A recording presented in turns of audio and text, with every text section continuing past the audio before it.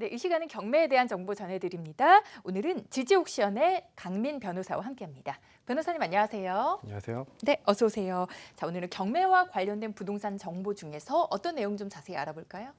예, 오늘은 낙찰받은 부동산에 임차인이 있는 경우의 법률 관계에 대해서 말씀드리겠습니다. 네. 경매로 낙찰 받으려고 하는 부동산에 임차인이 있는 경우에는 임차인에게 대항력이 있는지 여부가 중요하다고 들었거든요. 그런데 이 대항력이 정확히 어떤 의미인가요? 네, 경매로 취득하려는 부동산에 임차인이 있는 경우 현행 주택임대차보호법 내지 상가 건물임대차 보호법상 일정 요건을 갖춘 임차인은 매수인에게 대항을 할 수가 있습니다. 대항을 한다는 의미는 부동산을 낙찰받은 매수인에게 자신의 임차인으로서의 권리를 주장하여 보장받는다는 의미인데요. 네. 쉽게 생각하시면 임대차 기간 동안 임차 목적물에 계속 거주할 수가 있고 임대차 계약 이후에는 매수인에게 자신의 임대차 보증금을 지급받을 수 있다는 의미입니다. 대항력 요건은 주택의 인도와 전입신고이고 그 발생 시기는 주택의 인도와 전입신고를 받은 다음 날입니다. 대항력 있는 임차인이 되기 위해서는 그 해당 부동산 위의 그 근저당, 저당, 압류, 가압류, 담보 가등기, 경매 개시 결정 기입 등기 중 가장 빠른 권리보다 먼저 그 대항력 요건을 갖춰야 된다는 점입니다. 즉 말소 기준 권리보다 먼저 대항력 요건을 갖춘 경우 그 임차인에게 대항력이 인정됩니다.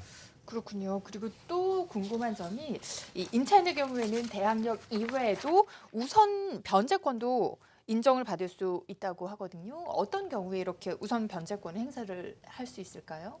네, 앞서 말씀드린 그 대항력을 갖춘 임차인이 말소 기준 권리보다 먼저 전입신고 확정일자까지 받는 경우에는 우선 변제권을 행사할 수가 있습니다.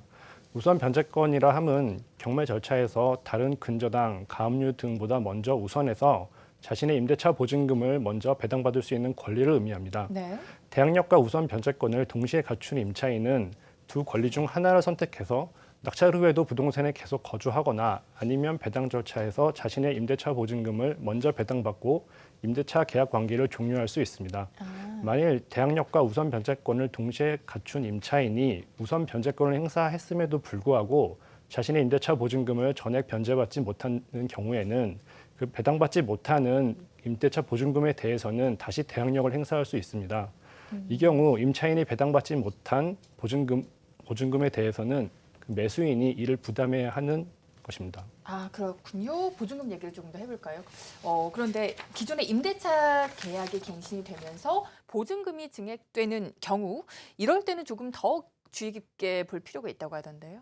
네, 대항력 있는 임차인이 임대차 계약을 체결한 후 그 일정 기간 거주하다가 임대차 계약을 재계약하면서 그 임대차 보증금을 증액시키는 경우가 많습니다. 이 경우에는 보증금의 증액 시기가 상당히 중요한데요. 네. 있는 사례를 좀 보시고 말씀을 해드리겠습니다.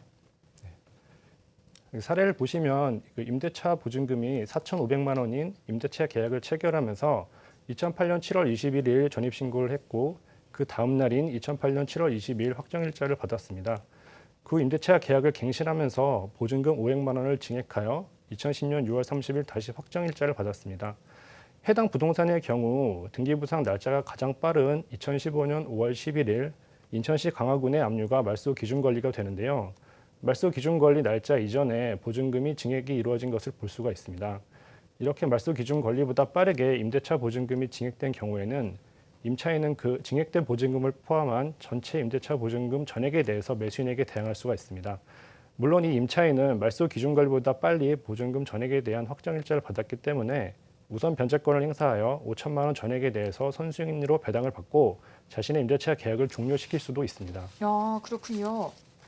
시점이 중요하다고 말씀을 해주셨습니다. 그러면 임대차 보증금 증액이 그 말소 기준 권리보다 늦게 이루어진 경우에는 조금 달라지나요? 예, 말소 기준 권리 전에 보증금이 증액된 경우에는 증액된 보증금 전액에 대해서 이제 대항력과 우선 변제권을 행사할 수가 있는데 그 증액이 말소 기준 권리 이후에 이루어진 경우에는 좀 사정이 다릅니다. 그 두 번째 사례를 다시 한번 보시겠습니다. 네. 이 부동산의 경우에는 임차인이 1989년 8월경 최초 임대차 계약을 체결하였는데 당시 임대차 보증금은 5천만 원이었습니다. 그 후 임대차 계약이 3번 갱신이 되었는데요. 그때마다 보증금이 조금씩 증액이 돼서 마지막은 8,500만 원까지 증액이 되었어요. 말소 기준 권리를 보시면 네. 양주축기업의 2013년 8월 22일 설정한 근저당권임을 알 수 있는데요. 마지막으로 갱신된 임대차 보증금의 확정일자를 제외하고는 모든 말소 기준 권리보다 날짜가 빠릅니다. 이 경우 임차인은 부동산을 낙찰받은 매수인에게 빠른 보증금 액수 7,500만 원에 대해서는 대항할 수가 있지만 말소 기준 권리보다 늦게 증액된 보증금 1,000만 원에 대해서는 대항할 수가 없습니다. 만약 임차인이 우선 변제권을 행사하는 경우에는 마찬가지로 전체 보증금 중 말소 기준 권리 이전에 증액된 7,500만 원에 대해서는 우선 배당을 받을 수 있지만 그것보다 늦게 증액된 1,000만 원에 대해서는 우선적으로 배당을 받을 수가 없습니다. 이 경우 우선 변제권이 인정되지 않았던 1,000만 원에 대해서는 아까 말씀드린 대로 대항력도 인정되지 않는 상황이거든요. 결국 임차인은 1,000만 원 부분에 대해서는 아무런 권리를 행사할 수 없게 되는 결과가 발생하게 되는 겁니다. 그렇군요. 자, 이렇게 사례를 통해서 설명을 해주시니까 조금 더 이해가 쉬웠던 것 같습니다. 오늘 실전 부동산 경매 이 시간에서는 지지옥션의 강민 변호사와 함께했습니다. 변호사님 고맙습니다. 네.